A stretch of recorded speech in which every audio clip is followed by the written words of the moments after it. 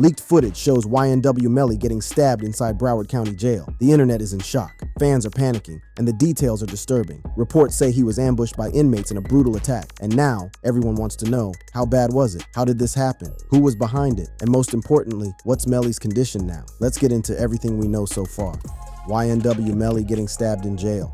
There's news circulating that YNW Melly has been stabbed in jail. And to make things even wilder, this footage of a prisoner being stabbed started making rounds online, with many convinced it was Melly himself caught in the chaos. The internet, as expected, ran with the theory, turning speculation into full-blown panic. But where did this rumor even start? It all began when shady websites started pushing dramatic headlines. One of them, Channel 45 News, posted an article titled, YNW Melly stabbed to death. It had a photo of Melly and a short, badly written paragraph that claimed, authorities said that it all happened in a prison riot between two gangs, which left the victim found dead with a knife in his abdomen. YNW Melly stabbed to death. That was it. Another post showed up on a different site, NSF News. This one had the headline, YNW Melly stabbed in jail, and tried to add more details. It said, Jamal Maurice Demons, otherwise known as YNW Melly, has been stabbed while in jail. Authorities have confirmed Melly to be in critical condition this morning after a stabbing over a gang-related incident. The internet grabbed onto the rumor and ran with it. Websites like Dead Death and Market News spread the story, labeling it unconfirmed while still making it sound believable. Before long, it was everywhere. The reason the rumor spread so fast was simple. Melly is still in jail. He's been behind bars since February 2019, facing 2 counts of first-degree murder, and he's locked up in Broward County Jail, Florida, a place with a reputation that only fueled the speculation. But this wasn't just any jail. Broward County had a long history of violent incidents, mismanagement, and allegations of abuse. In December 2023, a mentally ill inmate was left with a fractured rib after a brutal altercation in his cell, prompting his family to demand answers. Then, in early 2025, a failed investigation into a triple homicide led to multiple deputies being placed on leave. It was the kind of place where things happen behind closed doors, and people rarely got the full story. This rumor had first popped up in 2019, and at the time, Melly's mom, Jamie Demons King, jumped on Instagram Live to shut it all down, making it clear the stories were nothing but lies. But now, the reason people are buying into it again is because, in late 2022, Melly took to Instagram with serious claims about what was happening to him behind bars. He said he feared for his life. He accused jail staff of beating him, harassing him, and cutting off his basic privileges. He felt like he was being isolated on purpose, silenced so he couldn't tell the world what was going on. As of this moment today, I am officially in fear of my life, he wrote under a mugshot of himself. He pointed fingers at Captain Hubert and XO Jenkins, saying they had made things worse for him since taking over the jail. Since December 1st, I have been moved and housed on a unit that holds 24 inmates at once. I am the only inmate being housed on the vacant unit, with no phone privilege, no television, and no access to a newspaper. Melly believed this was no accident. He said jail officials were watching him closely, making sure he couldn't reach out. They are watching my every move on camera, making sure I don't use the phone to tell the world how I am being mistreated, discriminated, threatened physically, harassed. And according to him, it didn't stop there. He claimed that whenever he was let out of his cell for an hour a day, every other inmate had to be locked up. He was being kept away from everyone. I am being subjected to cruel and unusual treatment at the hands of deputies and high-ranking staff of the Broward Sheriff's Office. The allegations got even darker. I have been threatened by deputies, lieutenants, and sergeants that say they will hide me from the world and threaten to beat my ass every day.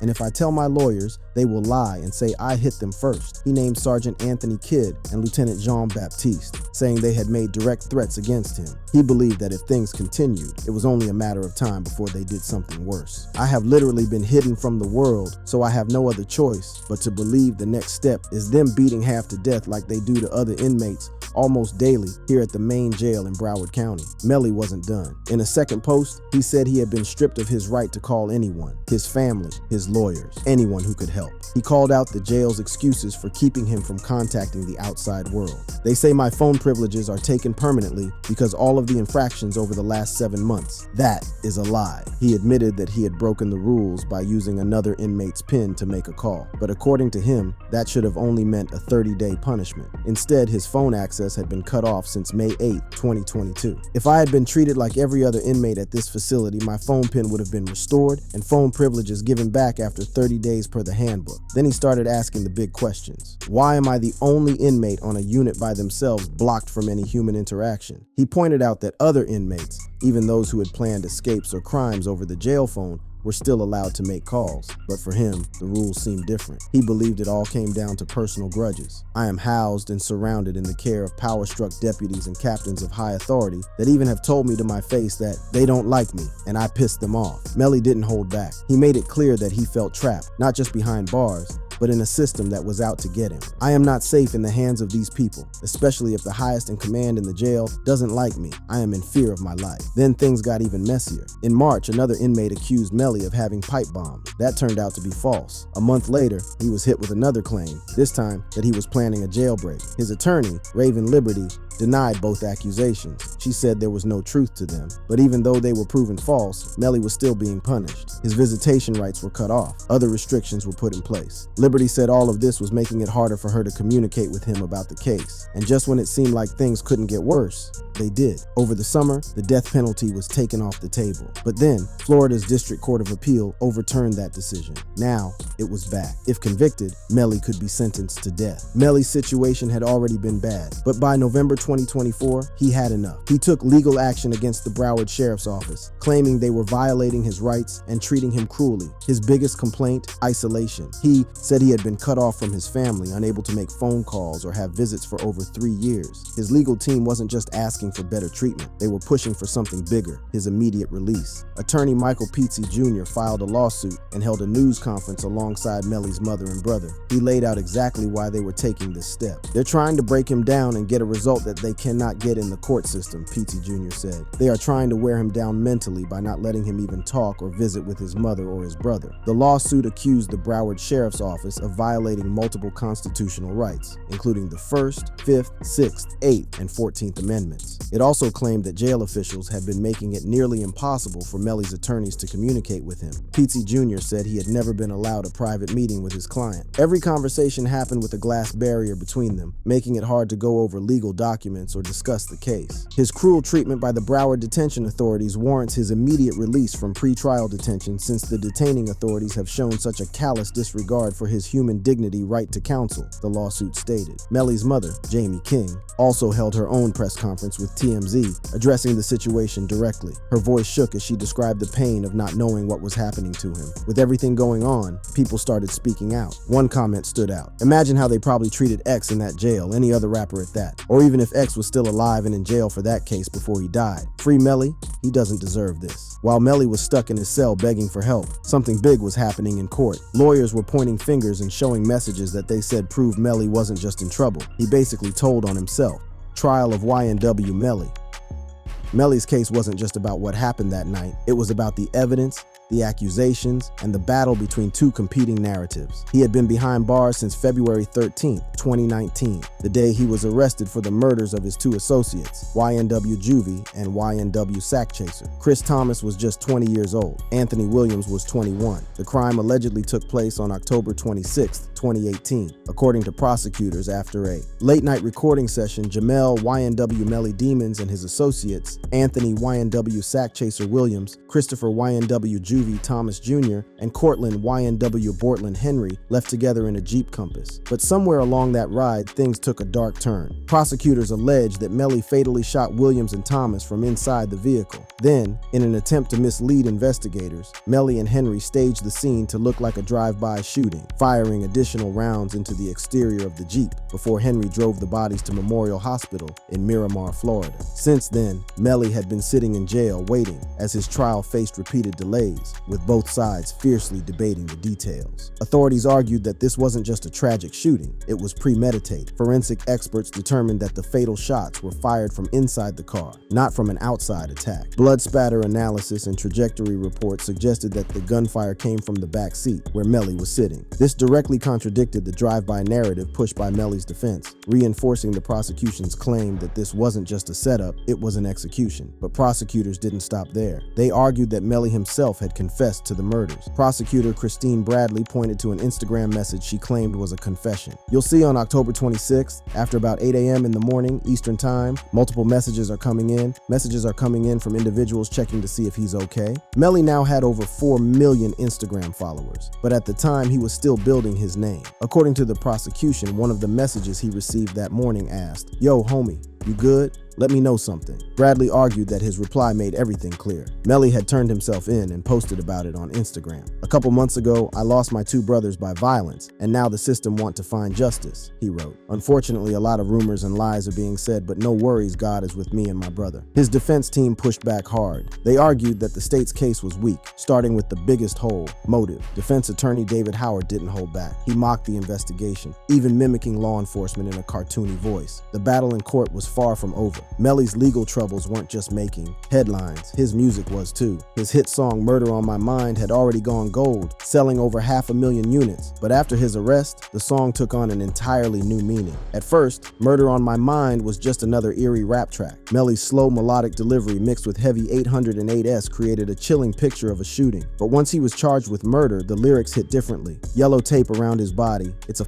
homicide. His face is on a t-shirt and his family traumatized. I didn't even mean to shoot him, he just caught me by surprise. I reloaded my pistol, cocked it back, and shot him twice. Then came the second verse, an unsettlingly detailed account of a victim's final moments. His body dropped down to the floor and he had teardrops in his eyes. He grabbed me by my hands and said he was afraid to die. I told him, it's too late, my friend. It's time to say goodbye. And he died inside my arms, blood all on my shirt. Right after, Melly jumps into the chorus, casually listing weapons. I wake up in the morning, I got murder on my mind, AK-47, Mac-11, Glocks, and 9S. At the time of his arrest, authorities hadn't even confirmed what type of gun was used to kill Sack Chaser and Juvie, but the lyrics, combined with the accusations, made people look at the song in a whole new way. The video for Murder on My Mind only made things worse. In one scene, Melly cradled a bloodied man while police tape surrounded them. In another, he was strapped into a straitjacket. Elsewhere, he held guns, his expression cold and detached. Since his arrest, views on the video skyrocketed past 88 million. But this wasn't new in hip-hop. Rappers had blurred the line between music and reality for years. The difference? When real-life murder charges got involved, everything changed. The trial had built up intense debate, but in the end,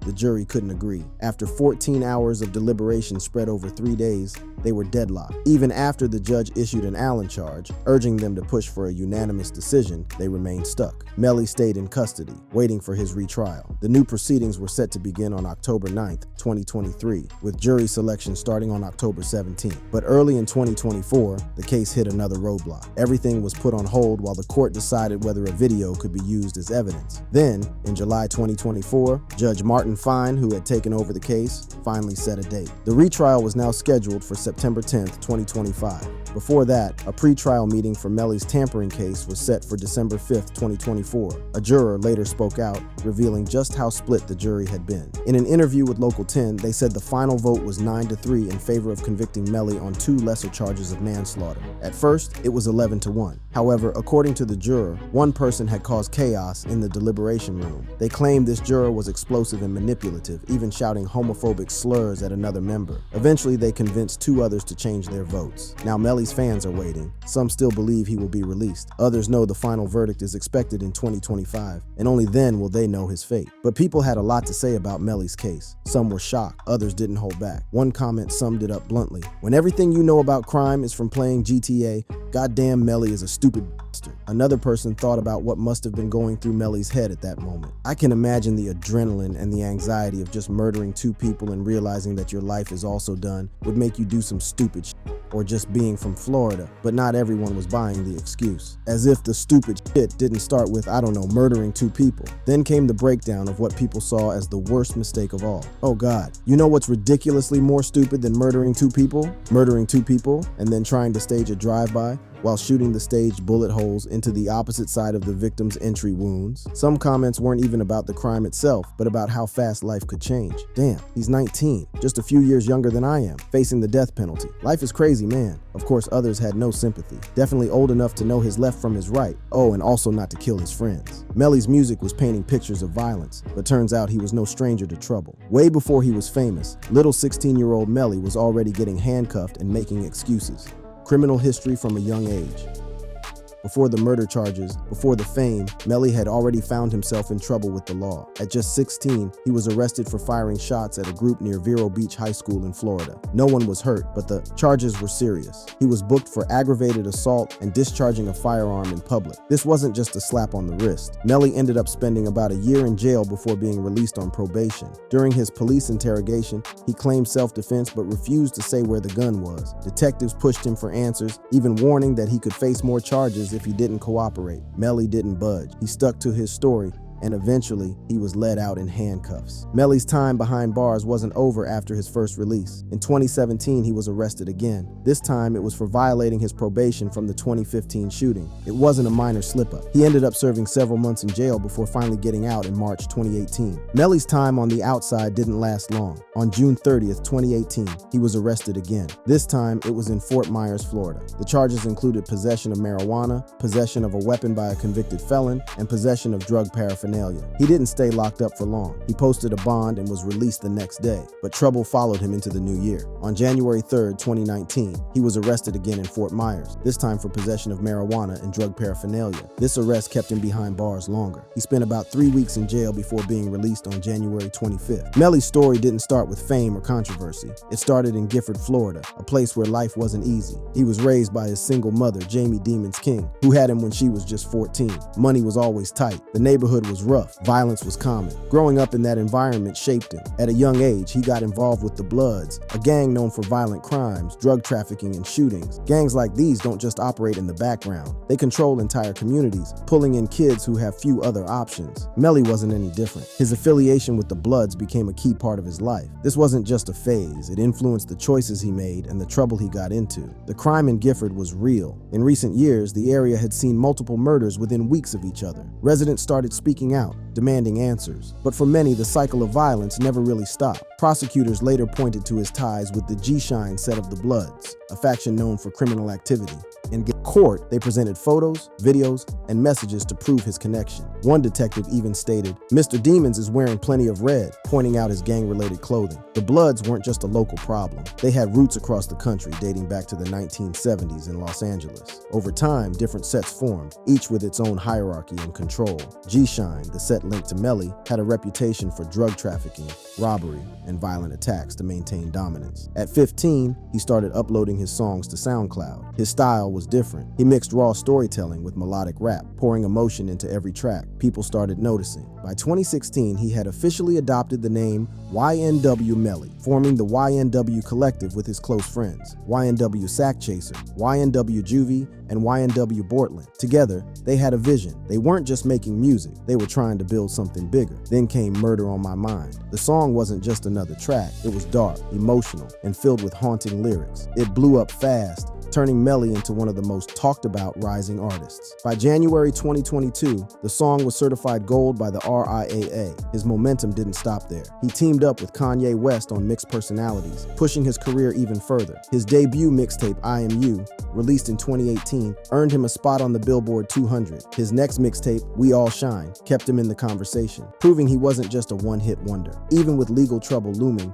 his music kept climbing. In November 2019, his debut album, Melly Versus, Melvin dropped. It was his highest charting project yet, peaking at number 8 on the Billboard 200. The album's biggest hit, 223S, reached number 34 on the Billboard Hot 100. Despite everything, arrests, trials, time behind bars, Melly's music never stopped reaching fans. By June 2023, he had earned 16 platinum and gold plaques from the RIAA. His voice, his style, his storytelling, they all kept him relevant even when he wasn't there to perform. Melly's journey from a struggling kid in Gifford to a Billboard charting artist showed his talent was real, but the success came with a cost. His legal battles were only getting worse, and now his future in music was hanging by a thread. Melly's criminal history wasn't random, it was tied to the world he grew up in. His environment, his gang ties, and the struggles he faced all played a role in the path he took, his ride. In music may have changed his status, but it didn't change where he came from. And as his legal troubles grew, so did the reminders of the life he had left behind. Thank you for watching this video. If you liked it, check out the suggested content on your screen by clicking one of the cards displayed.